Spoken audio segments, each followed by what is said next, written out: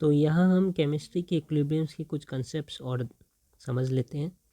इनके पहले हमने देखा था कि A capital A small B capital B small C capital C plus small D capital D, ये एक रिएक्शन है जो इक्विलिब्रियम में है। मतलब कि मैंने शुरू किया था एक कंटेनर में ए और बी लेकर, और जब इक्विलिब्रियम एग्जिस्ट हुआ थोड़ी देर बाद हम देख रहे कि अब इस कंटेनर में ए भी है, बी भी है, सी भी है और डी भी है, और ये सारे इक्विलिब्रियम में आ गए। अब ना तो ए का क्वांटिटी घट रहा है, ना ही बी का घट रहा है, ना ही सी का बढ़ रहा है, ना डी का बढ़ रहा है। जितना घटना था घट चुका ए और बी का, जितना बढ़ना था बढ़ चुका सी और डी का, और अब ये चारों ही एक साथ इक्विलिब्रियम में एग्जिस्ट कर रहे हैं। तो जब ये इक्विलिब्रियम में एग्जिस्ट करेंगे तब इनके इन सारे के कॉन्सेंट्रेशन का एक रिलेशन होगा जो गिवन बाई के सी, एक कांस्टेंट नंबर है, that is equals to given by concentration of C raise to the power small C into concentration of D raise to the power small D divided by concentration of A raise to the power small A and concentration of B raise to the power small B. ये हमने पहले देखा था। Okay, इसे हम कहते हैं, ये जो के सी इज इक्वल्स टू ये होता है, इसे हम कहते हैं लॉ ऑफ केमिकल इक्विलिब्रियम। इसे ही कहते हैं लॉ ऑफ केमिकल इक्विलिब्रियम। ये यही बता रहा है कि जब भी कोई केमिकल इक्वेशन या रिएक्शन इक्विलिब्रियम में आ जाएंगे तब उनका इक्विलिब्रियम मिक्सचर में ये इसी क्वांटिटी में होंगे, और वो एक कांस्टेंट वैल्यू होगा के सी, और ये कांस्टेंट वैल्यू के सी हर एक रिएक्शन के लिए अलग है, डिफरेंट फॉर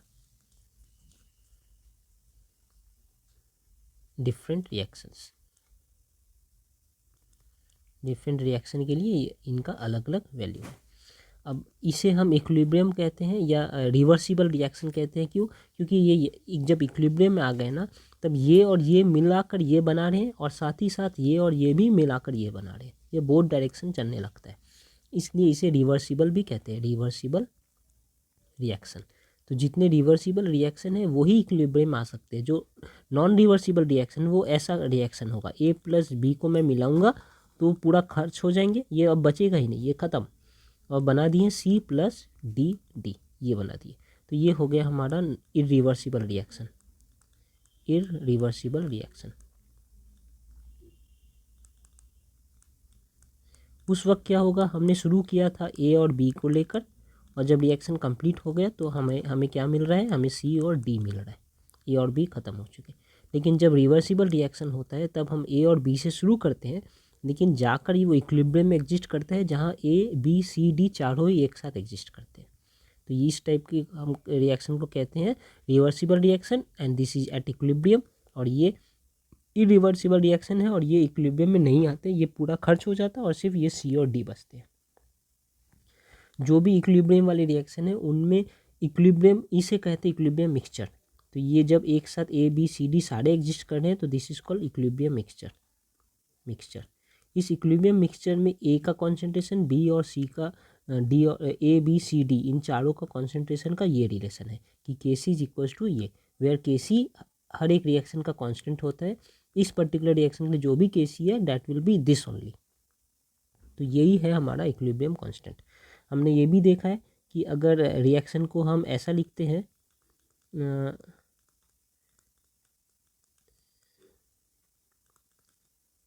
तो इनका इक्विलिब्रियम कांस्टेंट है के सी। अगर रिएक्शन को सिर्फ रिवर्स करके लिखे ऐसे, तो इस केस में क्या है, हमारा प्रोडक्ट रिएक्टेंट बन गया है और रिएक्टेंट प्रोडक्ट बन गया है। इस केस में हमारा इक्विलिब्रियम कांस्टेंट होता है 1/Kc। अगर रिएक्शन को ऐसे लिखो कि मैं n के साथ मल्टीप्लाई कर देता हूँ पूरे को, NBB NCC प्लस NDD, तब हमारा इक्विलिब्रियम कांस्टेंट भी Kc to the power n हो जाएगा। ये हमने देख लिया है पहले ही। ये अलग अलग सिचुएशन में अलग अलग Kc है। अब हम यहाँ पढ़ेंगे कि Kp क्या होता है। जैसे Kc था इक्विलिब्रियम कांस्टेंट,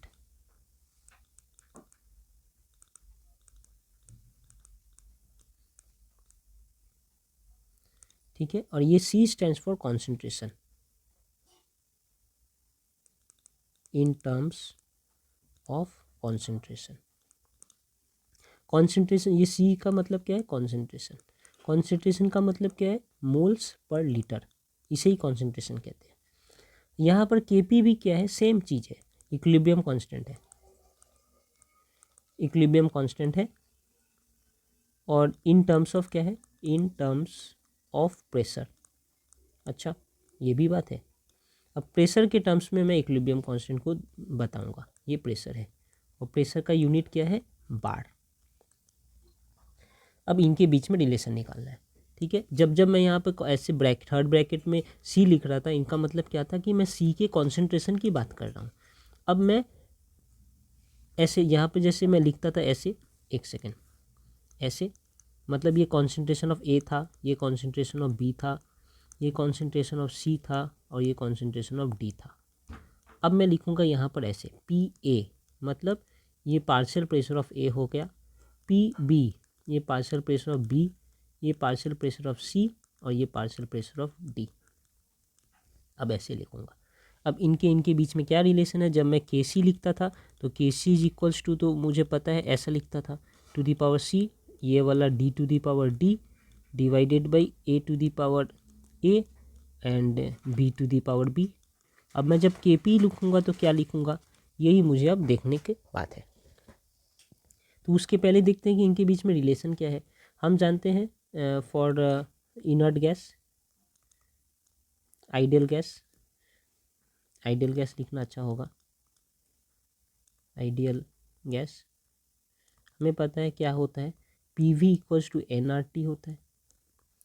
यहाँ से मैं लिख सकता हूँ कि P is equals to N/V/RT। अब ये N/V क्या है? हमें ये क्या कहा था? ये कॉन्सेंट्रेशन क्या होता है? मोल पर लीटर। तो कॉन्सेंट्रेशन क्या होता है, जिसे हम ऐसे थर्ड ब्रैकेट में लिखते हैं, ये क्या होता है? मोल पर लीटर। और ये क्या है? N/V, ये भी मोल पर लीटर है। तो मैं अगर किसी गैस की बात कर रहा हूँ तो pressure is equals to gas का कॉन्सेंट्रेशन मोल पर लीटर है, इसलिए ऐसे RT है ना। तो ये हमारा एक रिलेशन बन गया कॉन्सेंट्रेशन और गैस प्रेशर के बीच में। तो हमारे एक पर्टिकुलर गैस का pressure is equals to concentration RT, ठीक है ना। तो मैं अब यहीं से लिख सकता हूँ कि प्रेशर को मैं लिख सकता हूँ कॉन्सेंट्रेशन इंटू RT, तो मैं कॉन्सेंट्रेशन को लिख सकता हूँ प्रेशर बाई RT। ये हो गया हमारा कॉन्सेंट्रेशन, ठीक है। तो मैं ऐसे लिख सकता हूँ क्या? C को लिख सकता हूँ मैं PC/RT। फिर यहाँ पर D को लिख सकता हूँ PD/RT, क्योंकि ये हमारा रिलेशन है।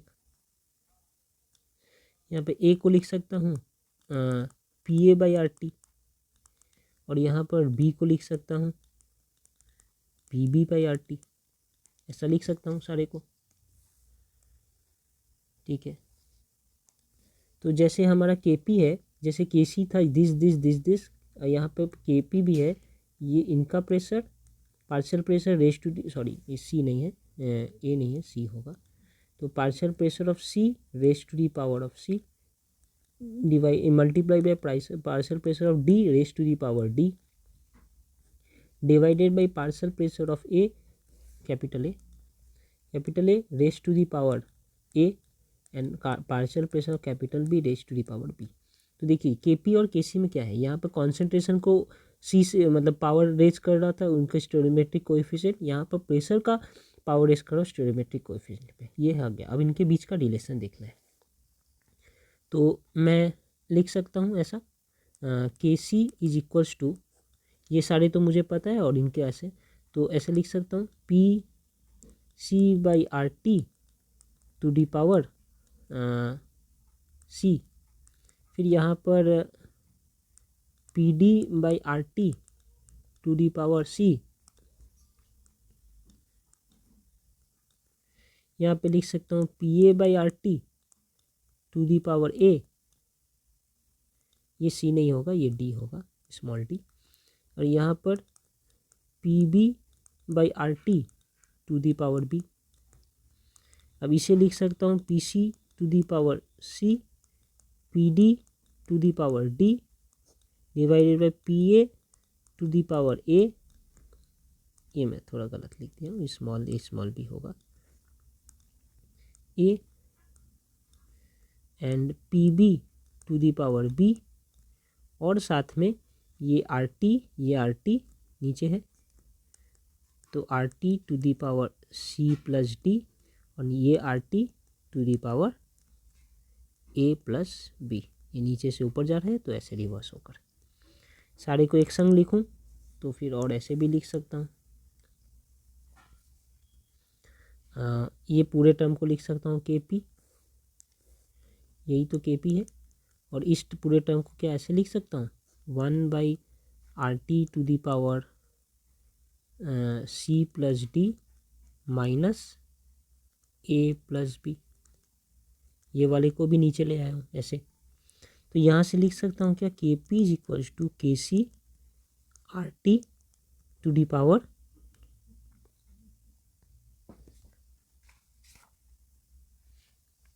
Del N. चलिए ये डेल एन नहीं लिखकर ऐसे लिखते हैं पहले,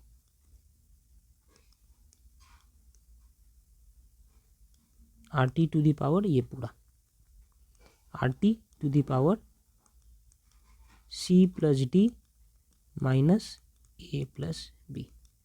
अब ये C plus D minus A plus B क्या है, ये है del N. Del N is equals to number of moles of gas in product minus number of moles of gas in reactant. यही है ना, ये हमारा क्या है, ये है C plus D number of moles of gas in product minus number of moles of gas in reactant, यही हमारा डेल एन है। तो मैं लिख सकता हूँ के P is equals to K C R T to the power del N. ये हो गया हमारा रिलेशन के पी और के सी के बीच का। तो जब भी हमें इक्विलिब्रियम कांस्टेंट को देना है इन टर्म्स ऑफ कॉन्सेंट्रेशन तो ये है के सी, और जब उसे in terms of partial pressure तो ये है के पी, और इनके बीच का रिलेशन क्या है, इनके बीच का रिलेशन है ये के पी और ये K C. How it is related, it is related as K P is equals to K C R T to the power del N. ये है इनके बीच का रिलेशन। ठीक है, हमने डिराइव भी कर लिया इनके रिलेशन को। अब इनके बीच के रिलेशन के ऊपर हम कुछ न्यूमेरिकल्स भी देखेंगे, जहाँ पर के सी का वैल्यू दिया है, हमें के पी का वैल्यू निकालना है, या फिर उल्टा हो कि के पी का वैल्यू दिया है, के सी का वैल्यू निकालना है। देखते हैं।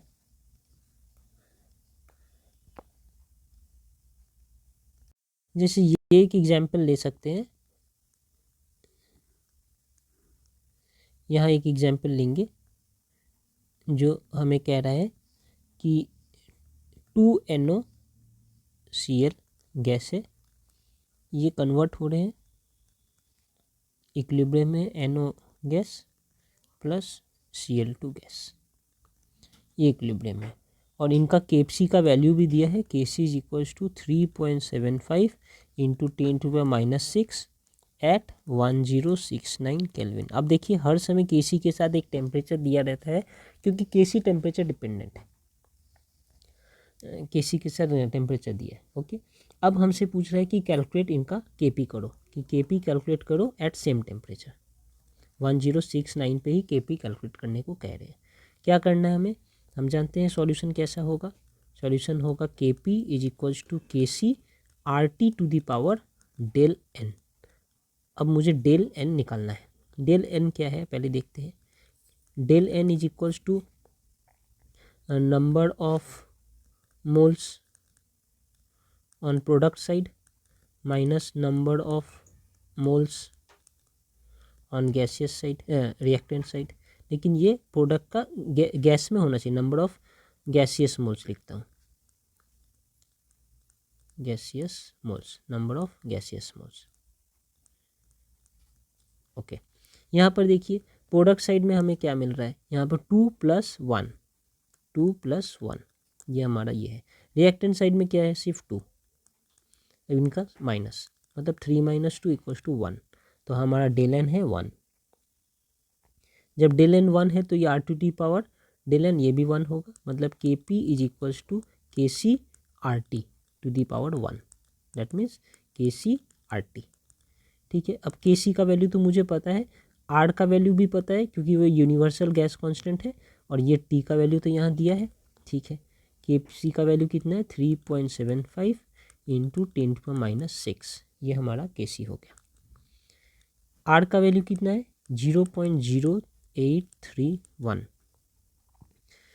अब आप कहेंगे कि ना R का वैल्यू तो हमें पता है 8.31, ठीक है, आपने इसे 0.0831 कैसे लिख दिया, तो ये R जो है 8.31 कैसे है, ये R 8.31 तब है जब, देखिए एक्सप्रेशन क्या होता है, PV = nRT, तो R = PV/NT। यहाँ पर जब ये प्रेशर, ये वॉल्यूम, ये नंबर ऑफ मोल्स, टेम्परेचर, इनका यूनिट क्या रहेगा, जब ये प्रेशर रहेंगे हमारा पास्कल में, ये वॉल्यूम रहेगा हमारा मीटर क्यूब में, ये टेम्परेचर केल्विन में, और ये तो नंबर ऑफ मोल्स है ऐसे, तब इनका वैल्यू है 8.31 और इनका यूनिट है, होता है जूल पर मोल केल्विन इनका।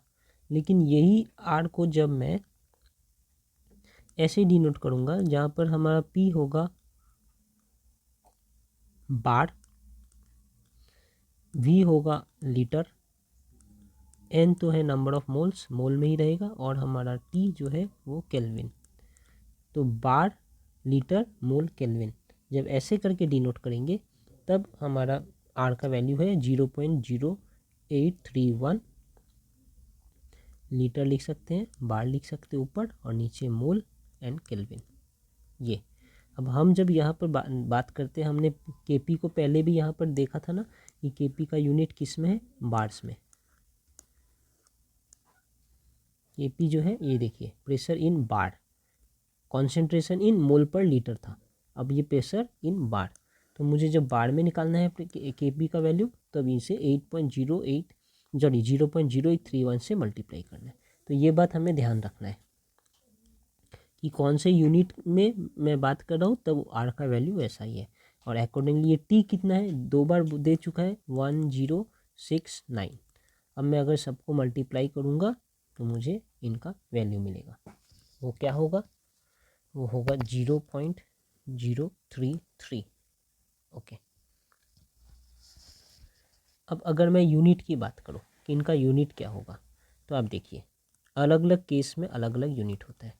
अभी Kp है क्या, this into this divide by this, लेकिन कैसे, कि P⁴ partial pressure of NO, ये वाला NO होल स्क्वायर, क्यों स्क्वायर किया, क्योंकि यहाँ पर 2 है, फिर into partial pressure of chlorine, इसको स्क्वायर करूँगा क्या, नहीं, क्योंकि ये इसमें 1 है, divided by partial pressure of NOCl gas to the power 2, partial pressure of NOCl to the power 2, यहाँ पर भी 2 है इसलिए यहाँ पे 2। अब देखिए इसका यूनिट क्या है, इसका यूनिट है बार, तो ये बार स्क्वायर, इनका यूनिट बार, इनका unit bar square, bar square cut गया, अब ये बार बचा, तो हमारा Kp का वैल्यू भी इतना बार। अगर यहाँ पे स्क्वायर कुछ और होता तो ये कटकर कुछ और आंसर आता, तो इनका Kp का वैल्यू भी कुछ और होता। देयरफॉर हमारा Kp का वैल्यू जो है वो, सॉरी यूनिट जो है वो वेरिएबल है, वो चेंज होता रहता है, कभी बार आएगा, कभी बार स्क्वायर आएगा, कभी बार इन्वर्स आएगा, वो डिपेंड करता है कि हमारे यहाँ पर किस फॉर्म में ये, या किस स्टोरियोमेट्रिक कोएफिशिएंट के साथ ये इक्वेशन लिखा गया है। तो पर्टिकुलरली इस केस में हमारा आंसर Kp का है 0.033 बार, ये हमारा आंसर है। ओके, अब आगे देखते हैं, एक टर्म है जिसे हम कहते हैं होमोजीनियस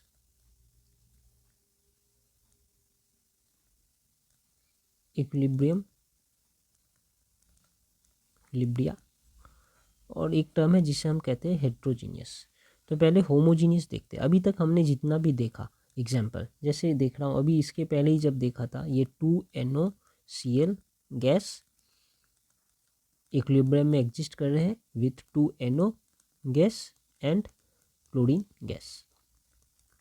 उसके पहले एक एग्जाम्पल हमने देखा था जहाँ पर कार्बन मोनोऑक्साइड गैस था विथ वाटर वेपर, वो भी गैस में इक्विलिब्रियम में एग्जिस्ट करते थे, किसके साथ? कार्बन डाइऑक्साइड गैस के साथ और हाइड्रोजन गैस के साथ। ये भी एक पॉसिबिलिटी है। बिल्कुल फर्स्ट वीडियो में देखा था कि H2 गैस भी हमारा I2 गैस के साथ मिलकर इक्विलिब्रियम में एग्जिस्ट कर रहे हैं 2HI, ये भी गैस के साथ। इन सारे में हम क्या देख रहे हैं कि ये सारे होमोजीनियस मिक्सचर है। मतलब कि जब मिक्सचर बन रहा है कंटेनर में तो क्या है, ये वाले और ये वाले सब एग्जिस्ट करते हैं, ये वाले में ये वाले सब एग्जिस्ट कर रहे हैं। जैसे जब इक्विलिब्रियम में आ चुका है ये सारे इक्वेशन, तो पहले वाले में क्या है, NoCl भी है, NO भी है और Cl2 भी है। दूसरे वाले में CO भी है, H2O भी है, CO2 भी है और H2 भी है। 4 चीज़ें हैं, यहाँ पर 3 चीज़ें हैं। ये तीसरे वाले में H2 भी है, I2 भी है और HI भी है, यहाँ भी 3 चीज़ें हैं। इन्हें हम कहते हैं इक्विलिब्रियम मिक्सचर।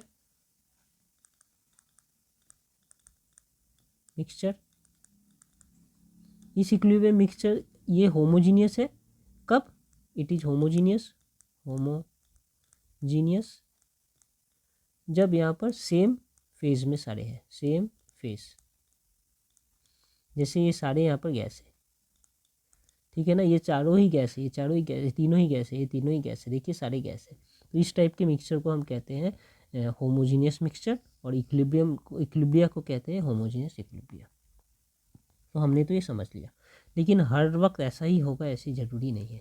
कुछ इक्विलिब्रियम ऐसे एग्जिस्ट करते हैं जहाँ पर कुछ हेट्रोजीनियस होते हैं, मतलब कि सॉलिड हो, लिक्विड हो, एक्वस सॉल्यूशन हो, बहुत कुछ हो सकता है, सिर्फ गैस ही हो ऐसा ज़रूरी नहीं है।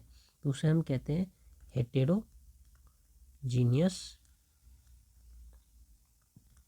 इक्विलिब्रिया।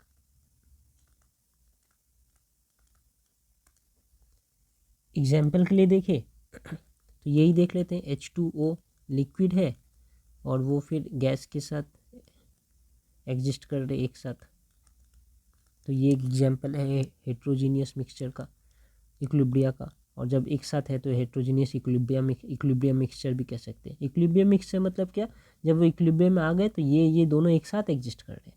जैसे मैंने ये बनाया ना एक बॉक्स जहाँ पर ये तीनों एक साथ है इक्विलिब्रियम में, तो उसे कहते हैं इक्विलिब्रियम मिक्सचर। तो इनका इक्विलिब्रियम मिक्सचर कैसा होगा, हेट्रोजीनियस होगा। फिर एक एग्जांपल देखते हैं कैल्शियम हाइड्रोक्साइड का।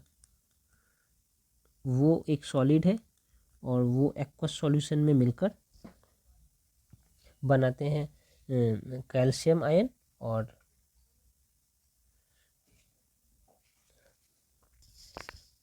OH ion. तो ये एक सॉलिड है जो एक्वस सॉल्यूशन में मिलकर प्लस एक्वा मतलब बहुत सारा वाटर मिलकर बना रहे हैं Ca2+, ये भी एक्वस सॉल्यूशन है, प्लस 2OH-, ये भी एक एक्वस सॉल्यूशन है।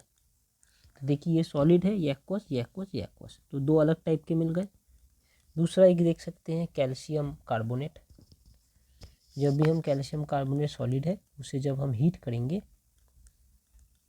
तो वो calcium oxide plus carbon dioxide gas ऐसा बनाएंगे, और फिर जब इसे कूल करेंगे तो ये वापस ऐसे सॉलिड बन जाएंगे। ये भी एक इक्विलिब्रियम है। यहाँ पर एक सॉलिड साइड है एक साइड, और यहाँ पर भी रिएक्टेंट प्रोडक्ट से एक सॉलिड है और एक गैस है। तो ये भी हमारा हेट्रोजीनियस इक्विलिब्रियम हो गया। अब जो समझने वाली बात है कि अगर मैं इक्विलिब्रियम कांस्टेंट लिखता इन सारों का, तो कैसे होते इनके लिए, गैस है गैस है गैस है, तो मैं लिखता इनके लिए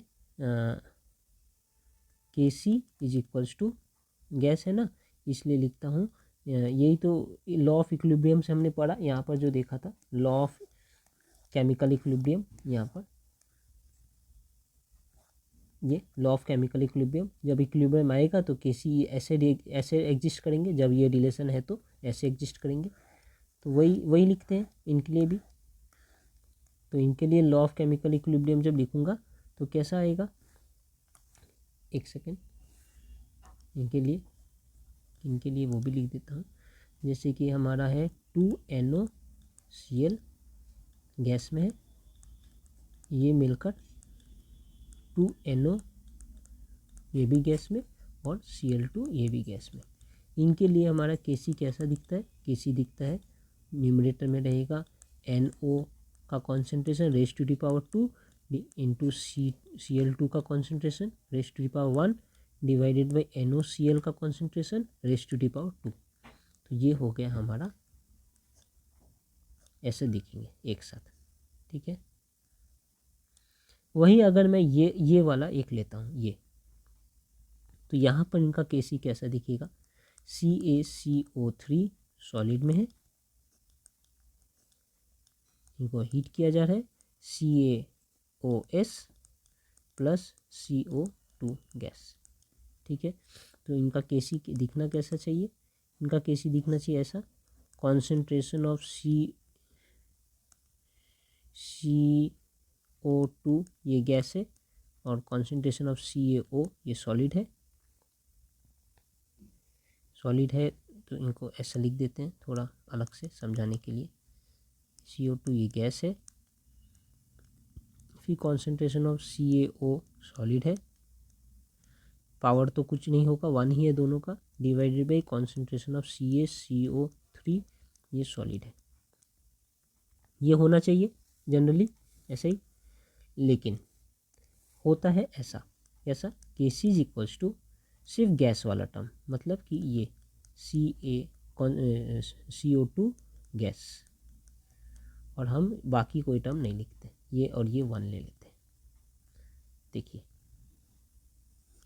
ये मैंने इनके लिए लिखा है। तो मैंने क्या किया यहाँ पर सॉलिड वाले टर्म्स को, सॉलिड के जो कॉन्सेंट्रेशन थे उनको मैंने इक्वल्स टू 1 ले लिया, कांस्टेंट ले लिया। ये क्यों किया हूँ, अगर मैं इनका लिखता हूँ इक्वेशन 1 का, तो ये होगा H2 लिक्विड, ये जब ऐसे कर देंगे एग्जिस्ट करेंगे गैस के साथ, तो इनका कॉन्सेंट्रेशन जब मैं लिखूँगा ये लिख देता हूँ, यू मे थिंक, ऐसा आपको लगता है, अच्छा सॉरी थिंक का स्पेलिंग, मे थिंक एक्चुअल, यहाँ पर इनका क्या होगा एक्चुअल में, इनका होगा H2O का कॉन्सेंट्रेशन, क्योंकि H2O सिर्फ गैस है, तो इनका कॉन्सेंट्रेशन, नीचे में कुछ नहीं लिखूँगा, ये नहीं लिखूँगा, ये हो गया इनके लिए। अगर मैं इनका लिखूँ तो CaOH2 ये सॉलिड है, ये एक्वा सॉल्यूशन के साथ है, और एक साथ मिलकर क्या बन रहा है Ca2+, ये भी एक्वस है, और OH- ये भी एक्वस है। तो इनका Kc होगा ऊपर में Ca2+ एक्वस, साथ में OH- एक्वस, लेकिन टू दी पावर 2। क्यों टू दी पावर 2, क्योंकि ये 2 यहाँ पर है स्टोरियोमेट्रिक कोएफिशिएंट, इसलिए डिवाइडेड बाई ये यहाँ पर कुछ नहीं होगा, ये नीचे नथिंग। अब ऐसा क्यों, देखिए इनका ये, तो हम क्या देख रहे हैं, एक्वस को तो लिख रहे हैं और गैस वाले को भी लिख रहे हैं, लेकिन सॉलिड वाले को नहीं लिख रहे और ये लिक्विड वाले को नहीं लिख रहे। ऐसा क्यों कर रहे हैं, मतलब मैं कह सकता हूँ कि सॉलिड और लिक्विड की concentration is ignored in Kc। जब भी इक्विलिब्रियम कांस्टेंट लिखता हूँ तो इनका कॉन्सेंट्रेशन इग्नोर कर देता हूँ, लेकिन जब मैं गैस या एक्वस सॉल्यूशन का लिख रहा हूँ,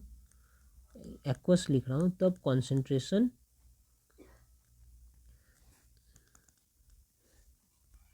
कॉन्सेंट्रेशन इज नॉट इग्नोर्ड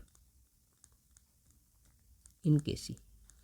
अब ये एक वाइटल क्वेश्चन भी आता है कि क्यों सॉलिड और लिक्विड में कॉन्सेंट्रेशन को इग्नोर कर देते हैं लेकिन गैस और एक्वस में इग्नोर नहीं करते। तो इसके लिए मुझे ये समझना होगा कि ये कॉन्सेंट्रेशन होता क्या है। कॉन्सेंट्रेशन क्या है? कॉन्सेंट्रेशन हमने पहले भी कहा ना कि ये है moles per litre,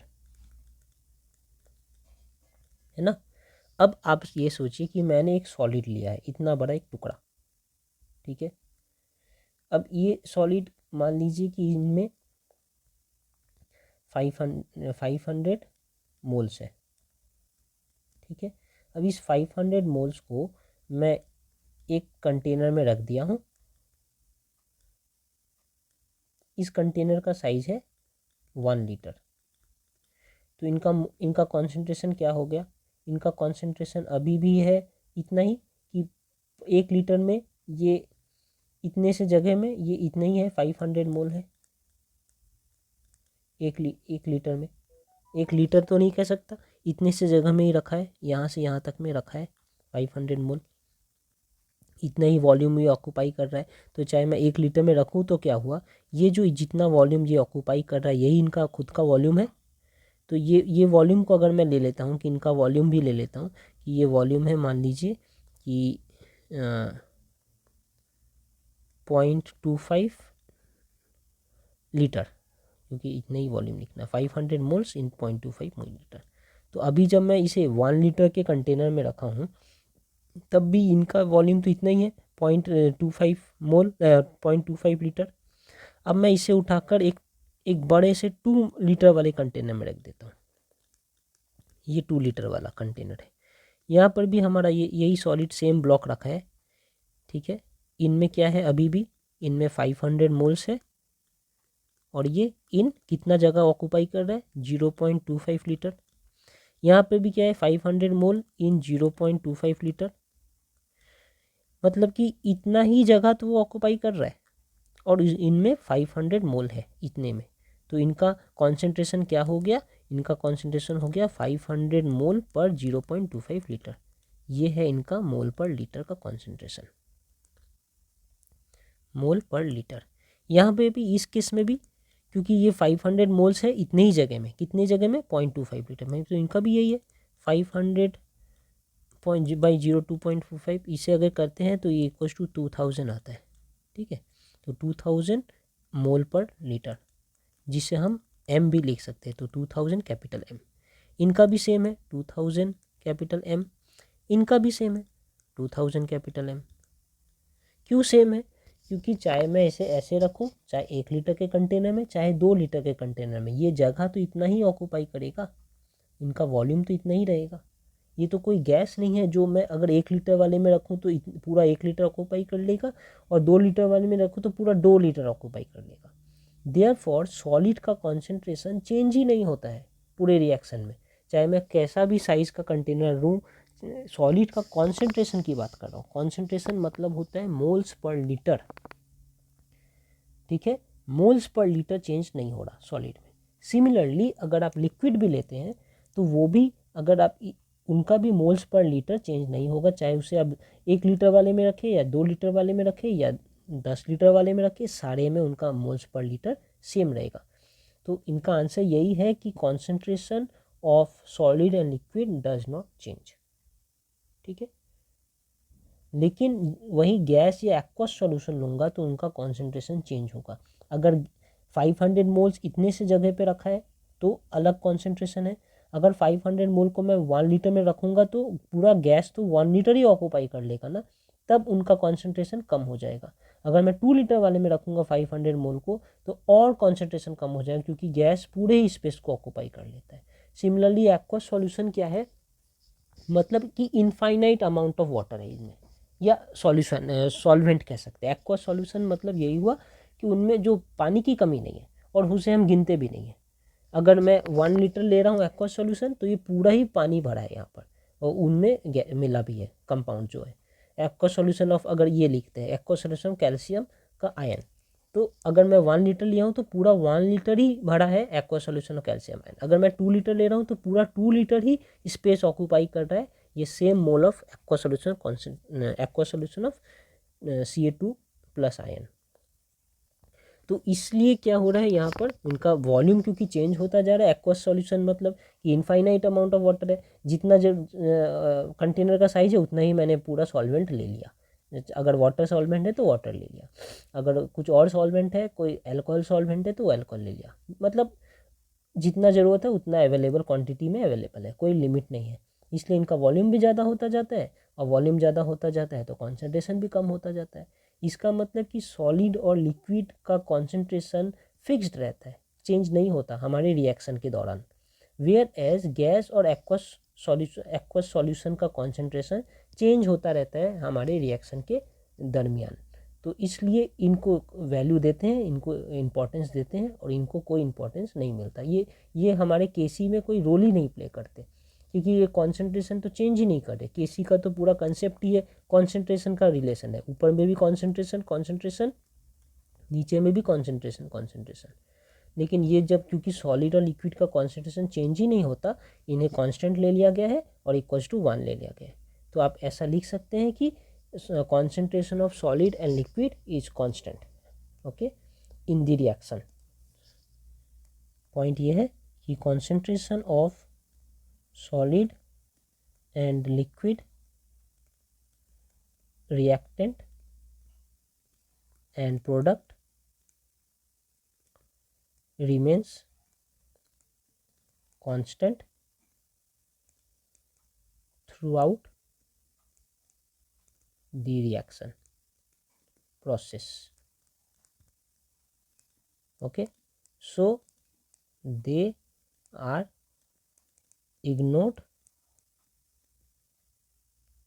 in the equilibrium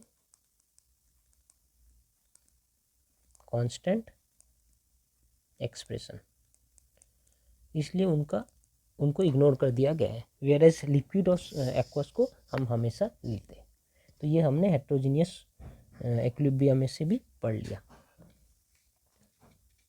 एक दो और एग्जांपल लेकर देख लेते हैं कैसे चेंज होता है। तो हमारा अगर एक एग्जांपल ऐसा है कि Ni निकल solid with carbon monoxide gas, ये अगर इक्विलिब्रियम में एग्जिस्ट करते हैं विथ NiCO4 गैस, ये ब्रैकेट है, तब इनका केसी कैसा होगा। इनका केसी दिखेगा, इक्विलिब्रियम कांस्टेंट दिखेगा। जो गैस वाले टर्म है वो मैं लूँगा, तो ये निकल CO4, सॉरी CO है 4 अलग से, निकल CO4 इनको लिया जाएगा और डिवाइडेड बाई नीचे इनको लूँगा, इनको नहीं लूँगा क्योंकि ये सॉलिड है। तो ये carbon monoxide raise to the power 4, power क्यों किया हूँ क्योंकि ये इनका स्टोइकियोमेट्रिक कोएफिशिएंट है, इसलिए रेज टू दी पावर 4। तो ये होगा इनका इक्विलिब्रियम कांस्टेंट इनके लिए, ये एक साथ है। फिर अगर मैं दूसरा एक एक्सप्रेशन लूँ जैसे कि Ag2O solid plus 2HNO3 aqueous, इनको अगर मैं लूँ इनके साथ 2AgNO3 aqueous plus H2O liquid. अब देखिए ये सॉलिड है तो इनको नहीं लूँगा, ये एक्वस है इनको लूँगा, ये एक्वस इनको लूँगा, ये लिक्विड है इनको नहीं लूँगा। अब हमारा केसी का एक्सप्रेशन कैसा दिखेगा, ऊपर में ये वाला होगा AgNO3, इनका ये concentration raise to the power 2, क्यों क्योंकि इनका स्टोइकियोमेट्रिक कोएफिशिएंट 2 है। ये वाले को नहीं लूँगा, डिवाइडेड बाई इनको नहीं लूँगा, इनको लूँगा, तो ये है फिर HNO3 का concentration raise to the power 2, क्योंकि इनका भी स्टोइकियोमेट्रिक कोएफिशिएंट 2 है। तो ये हो गया इनका केसी। तो हम ये दोनों एग्जाम्पल के तौर पे देख लिया हमने। तो अभी तक तो हमने केसी के बारे में बहुत कुछ जान लिया। अब हम ये देखेंगे कि केसी का एप्लीकेशन क्या है, कि मैं केसी के बारे में मतलब केसी का वैल्यू जानकर मैं और क्या क्या उससे समझ सकता हूँ, तो उसे कह सकते हैं एप्लीकेशन ऑफ इक्विलिब्रियम कांस्टेंट। इस इक्विलिब्रियम कांस्टेंट का क्या एप्लीकेशन है, चाहे इक्विलिब्रियम कांस्टेंट मैं केसी से लिखूं या अब आप जानते हैं इसे मैं केपी से भी लिख सकता हूँ। उनके बीच में रिलेशन भी है जो हमें पता है कि K P is equals to KC R T to the power del N. बहुत छोटा हो गया। केपी के बीच केपी और केसी के बीच में रिलेशन भी है जिसे हम जानते हैं KC is equals KP is equals to KC R T to the power del N, ये हमें पता है। अब ये एप्लीकेशन क्या है ये देखते हैं। एप्लीकेशन है 3। एक है it predicts the extent of reaction, मतलब कि क्या हुआ, predicts the extent of reaction मतलब कि रिएक्शन कितने हद तक हुआ है। अगर मैं ऐसा लिखता हूँ कि ए बी इनिशियली में थे, ये मिलकर सी और थोड़ा डी भी बनाए और फिर ये दोनों मिलकर ये भी बनाना शुरू कर दिए। और जब ऐसा होने लग गया कि ये फॉरवर्ड रिएक्शन और बैकवर्ड रिएक्शन, ये फॉरवर्ड रिएक्शन और ये बैकवर्ड रिएक्शन दोनों का रेट सेम हो गया है, तो ये पूरा चीज़ एक इक्विलिब्रियम में आ गया। और इक्विलिब्रियम में हमारा ए बी सी डी सब एग्जिस्ट करते हैं, ए बी सी डी सब रहते हैं। ठीक है, इक्विलिब्रियम के पहले इनिशियली सिर्फ ए और बी था, अब ए बी सी डी सब है। ठीक है, अब ये एक्सटेंट ऑफ द रिएक्शन मतलब किस हद तक, मतलब कितना ए और बी मिलकर ये बना दिए हैं और बाकी रह गए, ये हमें एक्सटेंट ऑफ रिएक्शन देता है। कैसे समझ आ रहा है, जैसे कि अगर आप देखिए केसी का वैल्यू होता क्या है, केसी का वैल्यू होता है ऊपर देते हैं सी का कॉन्सेंट्रेशन और नीचे देते हैं ए और बी का कॉन्सेंट्रेशन। मतलब ऊपर है हमारा प्रोडक्ट का कॉन्सेंट्रेशन, नीचे है हमारा रिएक्टेंट का कॉन्सेंट्रेशन। अगर इसका वैल्यू बहुत बड़ा है मतलब क्या है, ऊपर वाला टर्म बड़ा है, ऊपर वाला टर्म बड़ा है मतलब ऊपर वाले टर्म का कॉन्सेंट्रेशन बड़ा है। ये है क्या, प्रोडक्ट का कॉन्सेंट्रेशन डिवाइडेड बाय रिएक्टेंट का कॉन्सेंट्रेशन। अगर हमारा केसी का वैल्यू बहुत बहुत बड़ा है मतलब कि ये ऊपर वाला बड़ा है नीचे वाला छोटा है, ऊपर वाला बड़ा है मतलब कि इसका कॉन्सेंट्रेशन ज़्यादा है, मतलब कि ज़्यादातर ये वाला कंज्यूम होकर ये बन चुका है, बहुत थोड़ी मात्रा में ए और बी रहा है और सी और डी ज़्यादा मात्रा में है, तो ये हमें बताता है इसका वैल्यू। वेयर एज अगर इसका वैल्यू बहुत छोटा है, बहुत छोटा, तब क्या पता चल रहा है कि ऊपर वाला टर्म बहुत छोटा है और नीचे वाला टर्म बहुत बड़ा है। इसका मतलब ये है कि बहुत थोड़ा सा ही ए और बी मिलकर सी और डी बनाए हैं, बाकी ए और बी जैसे पहले थे वैसे ही रह गए। तो इसका मतलब है कि सी डी बहुत थोड़ा है और ए भी बहुत ज़्यादा है, मतलब रिएक्शन हमारा बहुत थोड़ा ही हुआ है, बाकी रिएक्शन नहीं हुआ, ऐसे ही रह गया है ना। तो इससे अब हम ये समझे कि हमारा अगर केसी का वैल्यू अगर हमारा केसी मोर देन 10⁻³ है, तब मैं कह सकता हूँ कि रिएक्शन जो है ऑलमोस्ट कंप्लीट है, नियरली कंप्लीटेड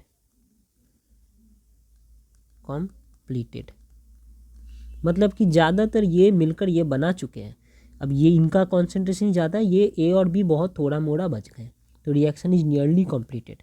अगर हमारा वैल्यू इसके ऑलमोस्ट इक्वल सा हो, जैसे कि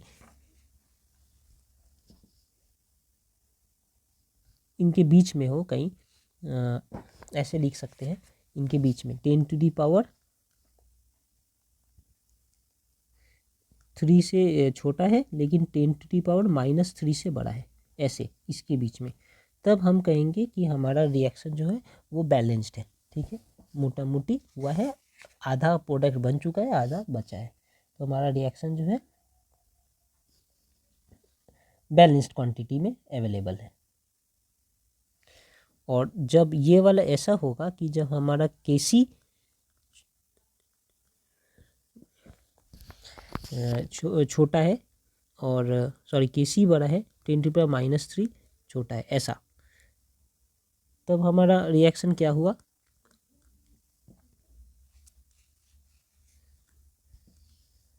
मैं साइन थोड़ा गलत दे दिया, ऐसा जब हमारा Kc 10⁻³ से भी छोटा है तब ये रिएक्शन वेरी स्मॉल है, मतलब कि रेयरली प्रोसीडेड,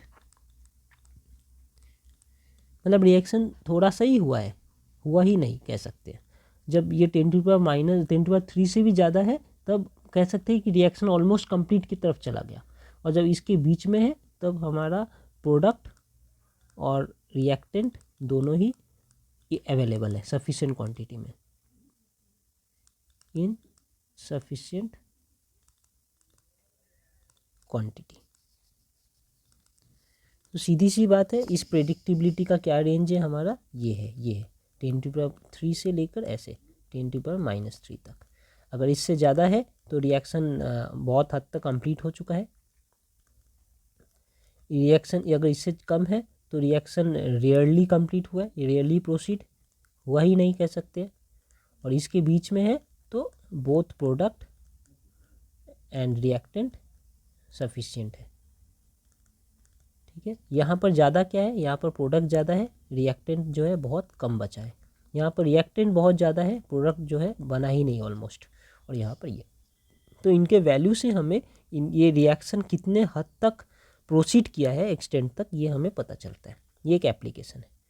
दूसरा एप्लीकेशन है हमारा direction of reaction, predicts the direction of reaction.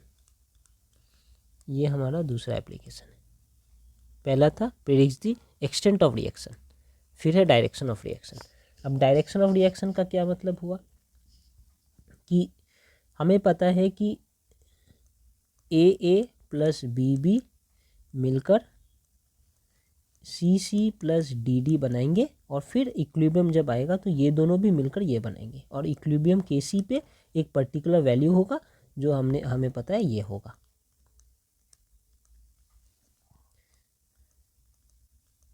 ये होगा, ठीक है। अब ये तो इक्विलिब्रियम पे होगा। अभी अगर मैं बोलूँ कि अभी इक्विलिब्रियम पहुंचा नहीं हूँ मैं, अभी रिएक्शन चल ही रहा है, इक्विलिब्रियम आया नहीं है, उस वक्त अगर हमारा कॉन्सेंट्रेशन ऑफ C ले लेता हूँ कि CC और DD इतना है, ये लेकिन इक्विलिब्रियम अभी आया नहीं है, हाँ? तो eight any point of time concentration को QC लिखूँ, इसका एक अलग नाम है, इनका नाम है रिएक्शन कोएफिशिएंट। तो अगर इनका नाम अगर मैं उसे QC लिखूं तो वो बता रहे कि at any point of time इनका कॉन्सेंट्रेशन क्या है। ठीक है, ये QC क्या है, QC है रिएक्शन कोएफिशिएंट, रिएक्शन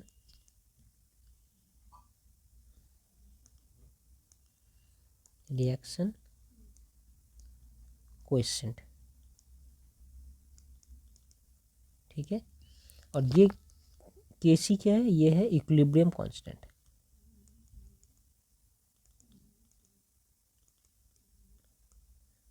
देखिए दोनों को सॉल्व करके वैल्यू निकालने का तरीका सेम है, फॉर्मूला सेम है, लेकिन टाइमिंग अलग है। Kc कब निकल रहा है, जब वो इक्विलिब्रियम में पहुंच चुका है, पूरा कार्यक्रम पूरा रिएक्शन इक्विलिब्रियम में पहुंच चुका है, अब नया कुछ नहीं बन रहा, नया कुछ नहीं घट रहा, ये सारे का कॉन्सेंट्रेशन फिक्स्ड हो चुका है, उस वक्त जो इनका सॉल्व करके आंसर आएगा वो है हमारा Kc। लेकिन क्या एक बार में आ जाता है, नहीं, पहले मैं जब रिएक्शन स्टार्ट करूँगा तब हमारे पास सिर्फ ये A और B होगा, धीरे धीरे ये A और B घटने लगेगा और C और B बढ़ने लगेगा, C और D बढ़ने लगेगा, उसके बाद एक जगह आएगा जब वो घटना भी कम हो जाएगा, ये बढ़ना भी कम हो जाएगा, फिर इक्विलिब्रियम आएगा। लेकिन जब तक ये चल रहा है उस वक्त अगर मैं कॉन्सेंट्रेशन को कैलकुलेट करूँ इसी फॉर्म में, तो ये जो Kc है QC है वो हमें वो वैल्यू देते हैं और उसे हम कहते हैं रिएक्शन कोएफिशिएंट। मतलब कि रिएक्शन कोएफिशिएंट ही रिएक्शन को इक्विलिब्रियम कोएफिशिएंट बन जाएगा एट इक्विलिब्रियम। तो सीधी सी बात है कि ये पूरा चीज़ का कैलकुलेशन अगर मैं eight any point of time करूँ तो उसे रिएक्शन कोएफिशिएंट कहते हैं, और रिएक्शन कोएफिशिएंट जब इक्विलिब्रियम पहुंच जाएगा तो ये रिएक्शन कोएफिशिएंट का वैल्यू ही इक्विलिब्रियम कांस्टेंट का वैल्यू के साथ मैच हो जाएगा। ठीक है। अब इनका वैल्यू से कैसे हम समझेंगे कि at any point of time हमारा रिएक्शन अभी चल रहा है, तो अगर QC का वैल्यू, देखिए हमारा रिएक्शन चल रहा है, ये हमारा रिएक्शन है, मान लीजिए इधर से इधर इस डायरेक्शन में चल रहा है, ये रिएक्टेंट है, ये प्रोडक्ट है, ये प्रोडक्ट है। मैं मानता हूँ कि ये वाला एक पॉइंट है जहाँ पर हमारा इक्विलिब्रियम आता है, जहाँ पर हमें KC का वैल्यू भी मिलता है, KC मिलता है। और Q क्या है? Q है कोई वैल्यू, कोई रैंडम वैल्यू किसी भी एक पॉइंट में, ये है हमारा, मान लेते हैं QC। तो जैसे जैसे रिएक्शन प्रोसीड होता जाएगा क्या होगा, ये प्रोडक्ट का क्वांटिटी बढ़ रहा है और रिएक्टेंट का क्वांटिटी घट रहा है, मतलब हमारा QC का वैल्यू भी बढ़ रहा है और QC धीरे धीरे इस तरफ मूव कर रहा है। QC पहले यहाँ था, थोड़ी देर बाद QC यहाँ आ जाएगा, फिर थोड़ी देर बाद QC यहाँ आ जाएगा, फिर इक्विलिब्रियम जब आएगा तो QC यहाँ आ जाएगा, है ना, ऐसे आ रहा है। तो मुझे क्या पता चल रहा है कि अगर QC का वैल्यू KC से छोटा है तो QC रिएक्शन अभी और प्रोसीड होगा, और जब KC के बराबर हो जाएगा तो इक्विलिब्रियम आएगा। इसका मतलब कि जब तक हमारा वैल्यू QC का वैल्यू KC से छोटा है तब तक रिएक्शन ऐसे फॉरवर्ड डायरेक्शन में मूव करता रहेगा, इधर से इधर। तो फॉरवर्ड डायरेक्शन मतलब जैसा हमने यहाँ पर बनाया है ना एरो से, कि ये A और B मिलकर C और D बनाएंगे, यही फॉरवर्ड डायरेक्शन है, और C और D मिलकर जब A और B बनाएंगे तो ये बैकवर्ड डायरेक्शन है। तो जब तक हमारा QC का वैल्यू KC से छोटा है, अभी KC तो यहाँ फिक्स्ड है, इस जगह पे ही KC आएगा, अब QC अभी यहाँ पर है, तो इसका मतलब है कि थोड़ा ही प्रोडक्ट बना है, रिएक्टेंट अभी ज़्यादा है, ये ऊपर वाला टर्म छोटा है, नीचे वाला टर्म बड़ा है, तो रिएक्शन चल रहा है, ये टर्म बड़ा होता जा रहा है, ये टर्म छोटा होता जा रहा है, तो ये हमारा QC भी ऐसे ऐसे धीरे धीरे इनका वैल्यू बड़ा होते जा रहा है। जब ये KC के बराबर आ जाएगा तब क्या होगा, तब होगा ये रिएक्शन इक्विलिब्रियम में आके, अब इनका कोई डायरेक्शन नहीं है, अब ये ना आगे जाएगा ना पीछे, क्योंकि वो इक्विलिब्रियम में स्टेबल हो गया है, ठीक है।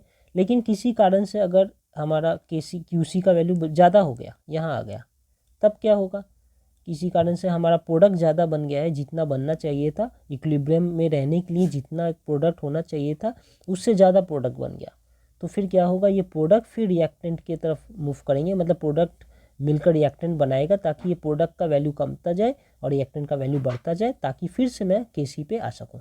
तो ये उस वक्त ये कहाँ जाएगा, उस वक्त वो इस तरफ जाएगा, ताकि वो फिर से इधर आए। तो हमारा जब QC बड़ा है KC से, तब तो हमारा रिएक्शन जो है बैकवर्ड डायरेक्शन में होता है, बैकवर्ड डायरेक्शन। तो अगर ये पूरे टर्म को ऐसे समझना है तो आप ऐसे देख सकते हैं कि ये सब को हटा देता हूँ,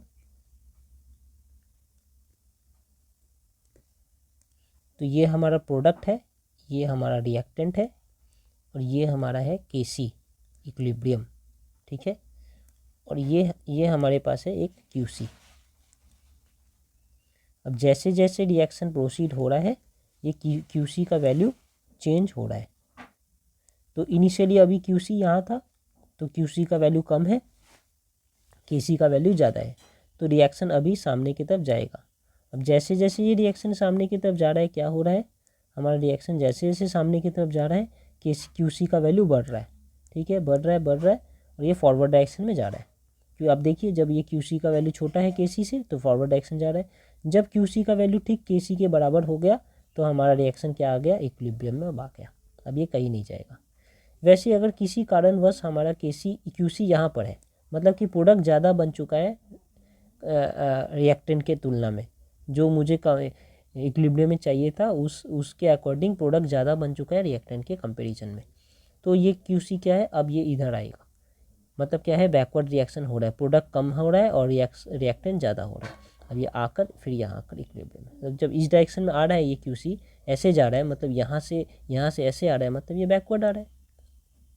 तो ये समझने वाली आपको बात है। QC क्या है, सेम है, जैसे मैं KC का कॉन्सेंट्रेशन कैलकुलेट करता हूँ वही सेम एक्सप्रेशन QC के लिए, लेकिन टाइमिंग अलग है। KC हरदम इक्विलिब्रियम के लिए, सिर्फ इक्विलिब्रियम के लिए, जब इक्विलिब्रियम आएगा तब उनका कॉन्सेंट्रेशन इस फॉर्मूला के अकॉर्डिंग आएगा, और QC eight any point of time है, कि कभी भी ये eight any point of time, चाहे जो भी रिएक्शन चल रहा है उस दौरान हमारा क्यूसी क्या है, क्यूसी ये है तो धीरे धीरे इस तरफ आएगा, और अगर क्यूसी ये है तो धीरे धीरे इस तरफ आएगा। क्यूसी को करना क्या है, अल्टीमेटली क्यूसी को केसी के बराबर ही होना है। ओके, तो ये हमें डायरेक्शन भी प्रेडिक्ट करते हैं, ऐसे हमने पता कर लिया। एक न्यूमेरिकल से भी देखेंगे इस सब बातें को। जैसे देखिए ये एक एग्जाम्पल है कि हमारा H2G प्लस I2 गैस, ये दोनों इक्विलिब्रियम में एग्जिस्ट करेंगे विथ 2HI। इनके लिए इन्होंने कह दिया है कि Kc का वैल्यू है 57.0 एट 700 केल्विन। ठीक है, इन्होंने कह दिया है। अब बता रहे हैं कि at any point of time, at any point of time जब रिएक्शन चल रहा है, when reaction is in progress, then उस वक्त ये बता रहे कि कॉन्सेंट्रेशन ऑफ H2 कितना है, कॉन्सेंट्रेशन ऑफ H2 है 0.1 m, और कॉन्सेंट्रेशन ऑफ I2 कितना है 0.2 m, और साथ में कॉन्सेंट्रेशन ऑफ HI कितना है, वो है 0.4 m। ये गिवन है, इतना कुछ है। तो अब हमसे पूछ रहे हैं कि now what is the direction of reaction. Kc already given है, इतना है, और अभी हमारा कॉन्सेंट्रेशन H2 का, I2 का और HI का गिवन है, ये है। तो बताओ कि रिएक्शन क्या पॉजिटिव डायरेक्शन में चलेगा कि बैकवर्ड डायरेक्शन में चलेगा ताकि इक्विलिब्रियम आ जाए। What is the direction of reaction to achieve equilibrium. Equilibrium पाने के लिए डायरेक्शन ऑफ रिएक्शन क्या है, क्या होना चाहिए। तो मैं क्या निकालूंगा, eight any point of time मुझे कॉन्सेंट्रेशन का अगर एक्सप्रेशन से निकालना है वैल्यू, तो उसे हम Kc कहते हैं, QC कहते हैं। तो QC इस रिएक्शन के लिए क्या होगा, सेम HI का concentration raise to the power 2 क्यों, क्योंकि ये स्टोरियोमेट्रिक कोएफिशिएंट 2 है इनका, डिवाइडेड बाई यहाँ पर H2 का कॉन्सेंट्रेशन और फिर I2 का कॉन्सेंट्रेशन। सारे को ही कंसीडर कर दें क्योंकि सारे गैस है, इसलिए सारे को कंसीडर किया हो गया। अब इनका क्या है कॉन्सेंट्रेशन 0.4, तो 0.4 to the power 2 divided by इनका कॉन्सेंट्रेशन क्या है हाइड्रोजन का 0.1 और इनका कॉन्सेंट्रेशन है 0.2, ऐसा। ठीक है, अगर इसे सॉल्व करूँ तो ऊपर 16 नीचे 1 और ये 2 मीन्स टोटल 8, इनका वैल्यू आ रहा है 8। ठीक है, Kc का, और इनका Qc का, और इनका वैल्यू क्या है Kc का 57, मतलब यहाँ हमारा 57 है और अभी Qc सिर्फ 8 है, मतलब Qc अभी हमारा बहुत पीछे है, यहाँ पर कहीं है। तो अभी Qc को 57 होने के लिए रिएक्शन को और प्रोसीड करना पड़ेगा फॉरवर्ड डायरेक्शन में, तब जाकर ये यहाँ एक और प्रोडक्ट बनना है और रिएक्टेंट ख़त्म होना है, प्रोडक्ट बनना है। तो हमारा इससे क्या पता चल रहा है, सिंस लिख सकते हैं, सिंस हमारा Qc अभी भी छोटा है और Kc बड़ा है, सो रिएक्शन कहाँ जाएगा, फॉरवर्ड डायरेक्शन में। अभी ये रिएक्शन फॉरवर्ड डायरेक्शन में जाएगा, ये हमने यहाँ से समझ लिया। एक और एग्जांपल देखते हैं सिर्फ यही बात समझने के लिए कि अगर मैं ऐसा लूँ कि एक रिएक्शन है जहाँ वो बता रहे हैं कि 2A मिलकर B प्लस C बनाएंगे, अच्छी बात है, और इनका Kc का वैल्यू है 2 × 10⁻³ ये इनका वैल्यू है।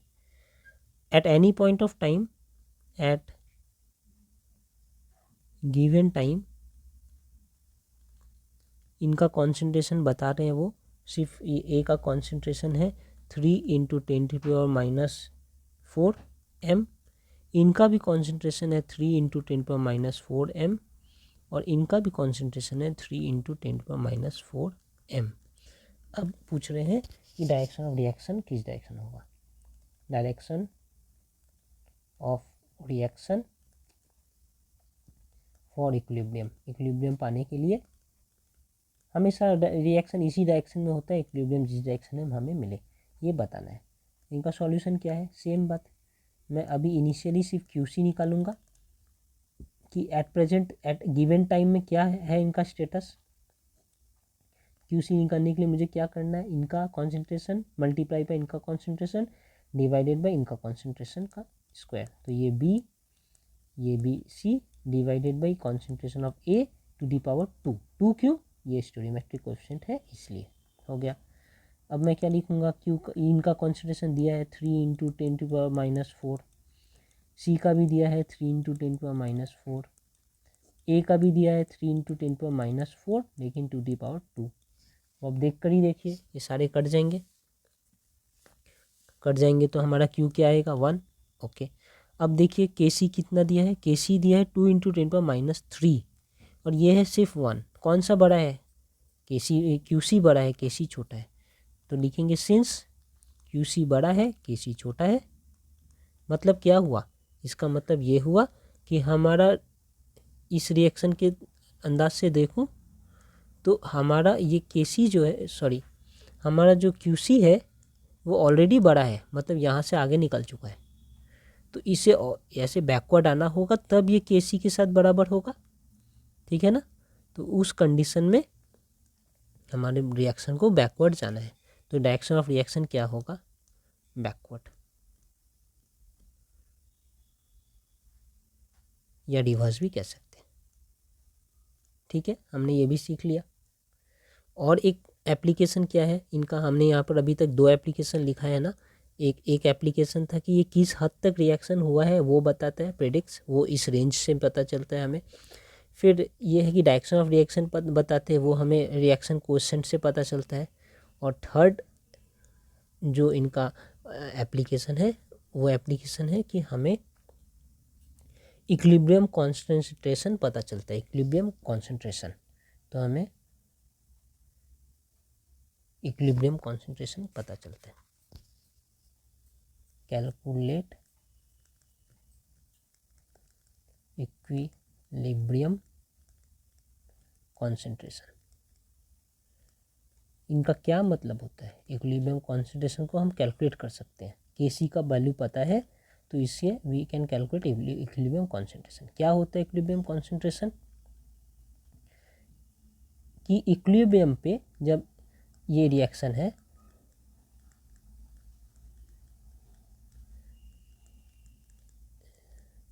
ये जब इक्विलिब्रियम पे आ जाएंगे तब इनका कितना कॉन्सेंट्रेशन है, ये बी का कितना कॉन्सेंट्रेशन है, सी का कितना कॉन्सेंट्रेशन है और डी का कितना कॉन्सेंट्रेशन है, ये सारे का कॉन्सेंट्रेशन मुझे पता चलता है। इसे क्या कहते हैं, ये सारे एक संग मिलाकर कहते हैं इक्विलिब्रियम मिक्सचर। इक्विलिब्रियम मिक्सचर, और इन सब का जब मुझे अलग अलग से कॉन्सेंट्रेशन पता है तो उसे कहते हैं इक्विलिब्रियम कॉन्सेंट्रेशन। तो मुझे ए बी सी डी ये सारे का वैल्यू पता चल जाता है। ये ब्रैकेट में जो कॉन्सेंट्रेशन है, concentration of A B C D, ये सब वैल्यू मुझे पता चल जाएगा अगर मुझे के सी पता है। और सिर्फ के सी नहीं पता है, साथ में मुझे चाहिए के सी के साथ K C plus initial concentration, initial concentration. अगर ये 2 बातें मुझे पता है तो मैं इससे इक्विलिब्रियम मिक्सचर का कॉन्सेंट्रेशन निकाल सकता हूँ। Equilibrium mixture concentration, equilibrium mixture के हर एक स्पीशीज़ का कॉन्सेंट्रेशन में निकाल सकता हूँ अगर मुझे के सी पता है और इनिशियल कॉन्सेंट्रेशन पता है। इसके लिए हमने एक न्यूमेरिकल किया भी था, एक और न्यूमेरिकल करके देखते हैं कि ये कैसे पॉसिबल है कि अगर मुझे के सी और इनिशियल कॉन्सेंट्रेशन पता है तो मैं सारे का कॉन्सेंट्रेशन निकाल सकता हूँ। देखते हैं। तो ये आप देखिए, ये हमने एक एग्जाम्पल यहाँ ले लिया। यहाँ पर ये कह रहे हैं कि हमारा एक 3 mole of PCl5 is kept in 1 litre closed vessel. एक 1 लीटर का वेसल है, उसके भीतर हमने 3 मोल ऑफ PCl5 ले लिया हमने, कितना है ये 1 लीटर का वेसल है, ले लिया, वेरी गुड। उसके बाद was allowed to attain equilibrium, इसे ऐसे ही छोड़ दिया, तो अब ये इक्विलिब्रियम अटेन करेंगे। अब पूछ रहे हैं कि इक्विलिब्रियम अटेन करने के बाद इनमें जितने भी मिक्सचर बनेंगे अलग अलग चीज़ों के, उनका कॉन्सेंट्रेशन क्या होगा। Calculate the composition of the mixture at equilibrium, जब इक्विलिब्रियम आ जाएगा तब इनके कॉम्पोजिशन ऑफ मिक्सचर्स अलग अलग क्या होंगे। तो सबसे पहले तो ये देखिए, और केसी भी दिया है 4.80। तो सबसे पहले ये देखिए कि हमारा PCl5 जो है, ये अगर मैं ऐसे ही छोड़ दिया, किसी के संग तो रिएक्ट ही नहीं कराया हूँ, ऐसे ही छोड़ दिया हूँ, तो ये खुद डिकम्पोज होकर टूट कर PCl3 बनता है और Cl2 बनता है। तो कुछ ये टूट कर ये बनेगा, और जब ये बन जाएंगे एक पर्टिकुलर क्वांटिटी में, तो फिर ये दोनों मिलकर अब ये बनाने लगेंगे। इसका मतलब ये इक्विलिब्रियम में आ जाएंगे ऐसे, ठीक है। तो इक्विलिब्रियम जब आएगा तो ये ऐसे होंगे, और इस मिक्सचर में जब ये 1 लीटर में 3 मोल ऑफ PCl है ना, अब ये चेंज होकर अब इस मिक्सचर में, इसी 1 लीटर वाले कंटेनर में अब मुझे PCl5 भी मिलेगा, PCl3 भी मिलेगा और Cl2 भी मिलेगा। ये तीनों ही मुझे अब इसमें मिलेंगे, ठीक है। पूछ रहे हैं कि कितने क्वांटिटी मिलेंगे। यहाँ पर तो उन्होंने बता दिया कि ये 3 मोल है 1 लीटर में। अब यहाँ पे पूछे जब इसे ही कहते हैं इक्विलिब्रियम मिक्सचर, ये लिखा है ना मिक्सचर एट इक्विलिब्रियम, तो ये इक्विलिब्रियम मिक्सचर में, इक्विलिब्रियम मिक्सचर, इस इक्विलिब्रियम मिक्सचर में किनका कितना कॉन्सेंट्रेशन है वो हमें बताना है, ठीक है। और क्या दे दिया है इन्होंने, केसी का भी वैल्यू दे दिया है, केसी है 1.8। अब मैंने क्या कहा था कि अगर मुझे इनिशियल कॉन्सेंट्रेशन और केसी पता है, ये दोनों पता है, तो मैं कॉन्सेंट्रेशन ऑफ इक्विलिब्रियम मिक्सचर निकाल सकता हूँ। Concentration of each species in equilibrium mixture, ऐसे लिखना अच्छा होगा। Concentration of each species in equilibrium mixture, of each species in equilibrium mixture. Equilibrium mixture में जितने भी है ये तीनों होंगे, सारे के कॉन्सेंट्रेशन में निकाल सकता हूँ। ये कैसे, तो आप सबसे पहले देखिए कितना कॉन्सेंट्रेशन दिया है, 3 moles of PCl is kept in 1 litre. तो कॉन्सेंट्रेशन क्या होता है, PCl5। कॉन्सेंट्रेशन का मतलब क्या है, इनका मुझे निकालना है मोल पर लीटर, यही तो कॉन्सेंट्रेशन है। कितना मोल दिया है, 3 मोल्स, कितने लीटर में, 1 लीटर में, तो इनका कॉन्सेंट्रेशन क्या है, 3 मोल पर लीटर, जिसे मैं लिख सकता हूँ 3m। तो अब लिखता हूँ, देखिए PCl5 टूटकर ऐसा बनेगा जहाँ PCl3 भी होंगे प्लस Cl2 भी होगा, ठीक है। इनिशियली मुझे क्या है, इनिशियली जब ये पूरा कार्यक्रम शुरू हो रहा है रिएक्शन का, उसके पहले क्या है, इनिशियली मुझे क्या मिला है, इनिशियल में होगा इनका है 3m कॉन्सेंट्रेशन, लिखा ही है। इनका कॉन्सेंट्रेशन, ये अभी कुछ नहीं बना, ये अभी कुछ नहीं बना। और इक्विलिब्रियम में जब आएंगे तब ये भी होंगे, ये भी होंगे, ये भी होंगे। मैं ये एज्यूम कर लेता हूँ कि ये इस 3 में से x निकल गया टूटकर, और x जो टूटकर निकला है वो ये और ये बना है। तो 1 मोल अगर ये निकलता है तो ये 1 मोल और ये 1 मोल बनता है। तो अगर इनमें से x मोल निकल रहा है तो ये x बनेंगे और ये भी x बनेंगे, बाकी ये 3 - x रह जाएंगे बचा हुआ। तो ये 3 में से 3 - x रिमेनिंग है, ये बचकर रह गए, और इनमें से जो x निकला था खर्च हुआ, वो x खर्च होकर x ऑफ PCl3 और x ऑफ Cl2 बना दिए।